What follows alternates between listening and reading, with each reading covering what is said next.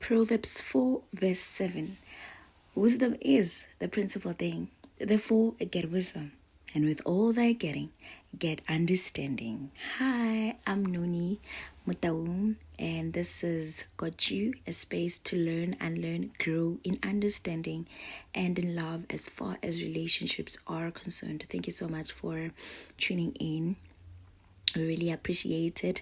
Whatever time zone you are in, whether morning, whether night, whether afternoon, we really appreciate you this morning, this afternoon, this night. Don't forget to subscribe, to tell your friend, to tell their friend and their friends, to tell their friends and their friends' cousins that we are on. We are on. Don't forget to follow on Apple Podcast. Don't forget to follow on Spotify, to subscribe on YouTube. Don't forget, just press on, just press on. I know press on doesn't mean that, but just press on, okay? We are releasing episodes every Friday, 1 p.m. South African time on various social platforms. Like I said, don't forget, okay? Thank you so much for tuning in. Today, I want us to talk about I can almost say it's a sensitive topic, or it's something that we usually would not gravitate towards, right? I want us to talk about acceptance. What does it mean to accept someone? Can you please go to Rome? Can we go to Rome? Can I be romantic? Acceptance is understanding you and your partner's challenges, emotional triggers, and fragility. It's knowing your partner won't meet all your needs and being okay with that. Also is accepting and knowing that they are human beings. They are wounded. They have their own traumas. They have their own burdens that they come with. And accepting them and not trying to fix them. That's what acceptance is. It's loving a person where they are.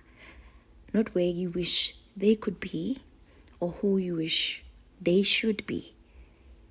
It's accepting and loving, showing them love and value for their uniqueness, their own traumas, experiences, way of life, perception, and so forth. We all know that we don't like dirty laundries. We don't like dirty laundry. We don't like it. But in reality, in a functional, healthy space, there's always dirty laundry. There's always dirty laundry. If you are changing every day your clothes, which you should, then there'll be laundry. There'll definitely be dirty laundry. So we don't like to address our dirty laundries, or worse, accept people's dirty laundries, which to me is crazy, because you also have your own dirty laundry. Your laundry is not less dirtier than the other one. If you wore those clothes yesterday, don't care if you were running, don't care if it was raining and you were just chilling in the house. Those clothes are dirty. You wore them, so you need to change them, okay? So what I'm basically trying to say is that it's not about how dirty the other person's laundry is, right? But is your ability to accept the dirty laundry. There's always dirty laundry, by the way. So meaning there's something in us that should be there or should not be there, that needs or requires us to attend to it, that requires cleansing. So if you are a functional human being, a well-functional human being, you have dirt. Dirt not from a point of toxicity or not from a point of, I don't know, promiscuity, whatever, right? But we have things because of how we grew, because of where we come from, because of the life just requires us to be strong. So there are things that we came across as kids that were not that pleasant, okay? And we had to deal with them. Sometimes we don't even deal with them. We just shove them under the rug. We like doing that. We just shove them under the rug and we are good to go, right? But, however, the issue now is when you are, right, in a relationship, those things are magnified, especially if not dealt with or if you did not deal with them. They magnify. There's something about romantic relationships that only a romantic relationship can give to you. They'll tell you, married people will tell you that, oh my goodness, this guy gets on my nerve, right? There are many possibilities why they get on your nerve, but let me just say one. One, it might be that you did not accept their dirt, that specific dirt, you did not accept it. So that's why it gets on your nerves. That's why it's just on you, on your neck, on your esophagus. So acceptance is really important in a relationship, not because we want to accept people's toxic behaviors, right? Extreme abuse behaviors. We are not saying that, but we are just saying that human beings are flawed. Human beings have things to work on all the time. All the time. And there are things that are hidden inside of us that are revealed or triggered by people that we want to become one with, right? So basically, a romantic relationship is an attempt to become one with somebody. And remember, you've been alone this whole time, your whole life. Now there's this stranger person that you really like and you want to become one with. Same applies to them. There'll be obviously repulsion, right? That's how we are built, even our bodies, right?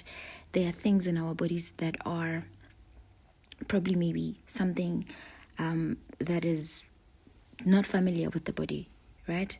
The body will reject that, whether it's a cell or a membrane, whatever it is. Our bodies are built to reject it because it's not familiar with it. Even when it's a good thing. I can make a very sensitive example with pregnancy, right? There are certain women that their bodies reject, right? The semen and right? It's because it's not, their bodies are not familiar with that. So the body rejects, right? So that's what we do. That's what we do also in our relationships, that we reject things that are not familiar. Sometimes the things that are good for us, but we reject them simply because we're not familiar with.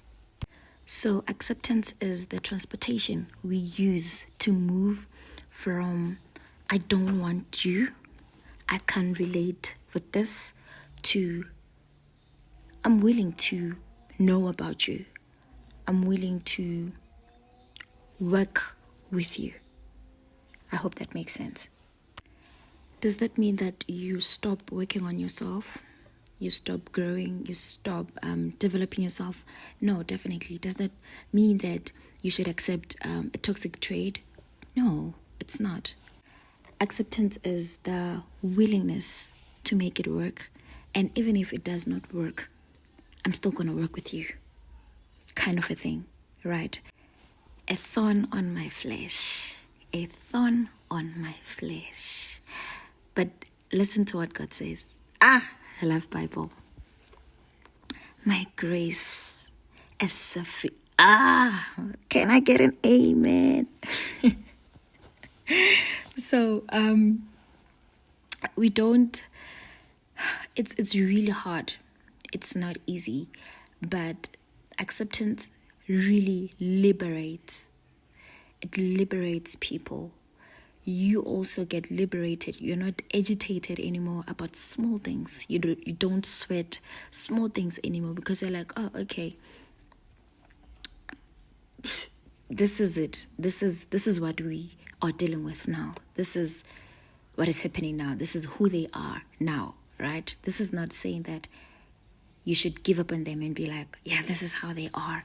So what else can we do?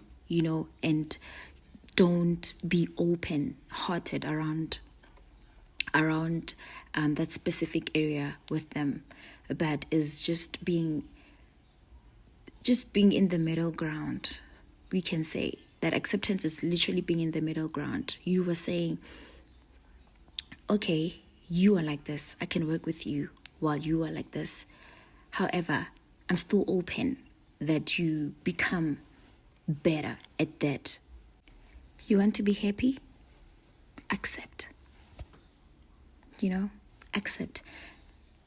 Acceptance also begins with you. You need to accept your flaws. You need to accept your wounds, because you won't see the point of accepting the other person's wounds, traumas, and all this if you yourself don't see a point of accepting yours. So you do it first. Go first. Healing is a journey. And some things really you don't need to heal from. Some things are necessary because people have a tendency of getting out of hands. So there are certain things that keeps us. They're very necessary. Because if not, you're just going to be an animal. You're just going to be a wild animal, a tiger walking by the streets. And we don't want that. That's not the community we are hoping for.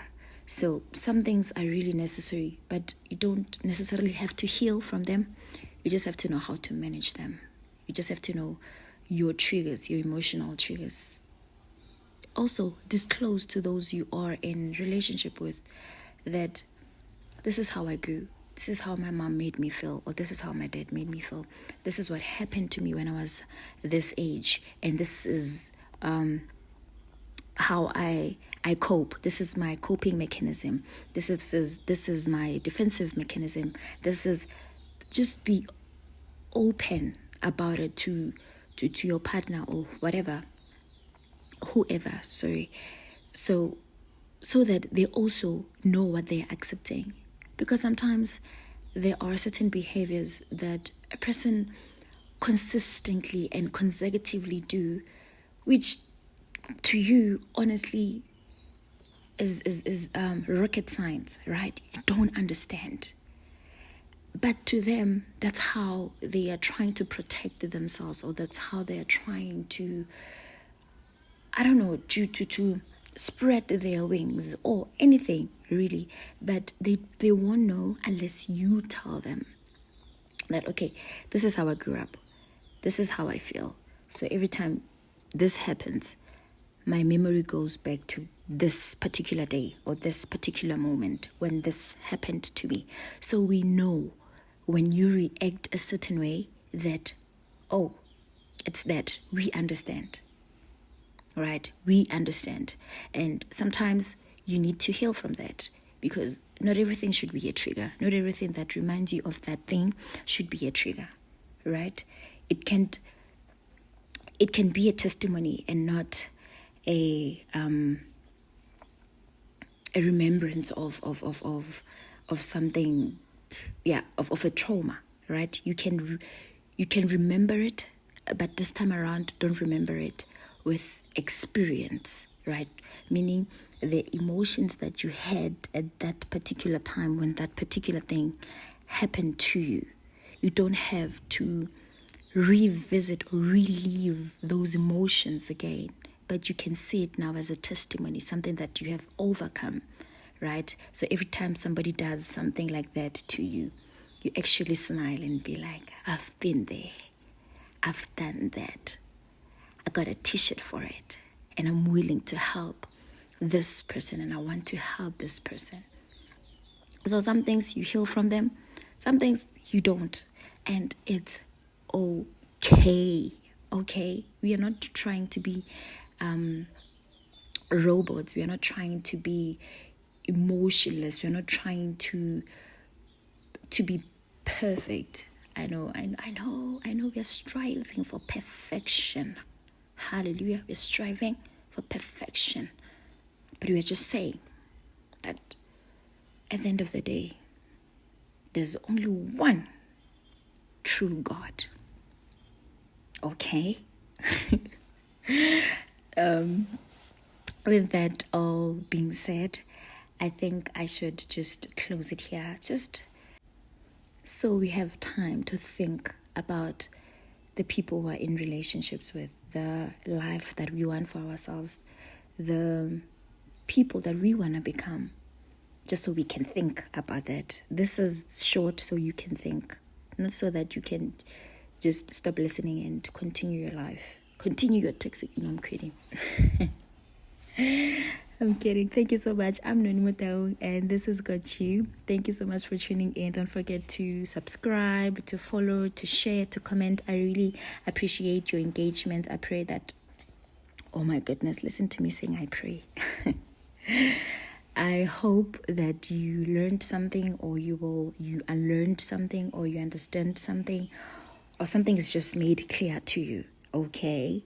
Thank you so much, and until we meet again, from myself, Nonny Motaung. Don't forget, we are releasing episode every Friday, okay? 1 p.m. South African time on various social platforms, on YouTube, on Spotify, on Applecast, on iHeart, on literally everywhere, okay? Thank you. I'm Nonny Motaung, and I'm saying bye until we meet again. Blessed.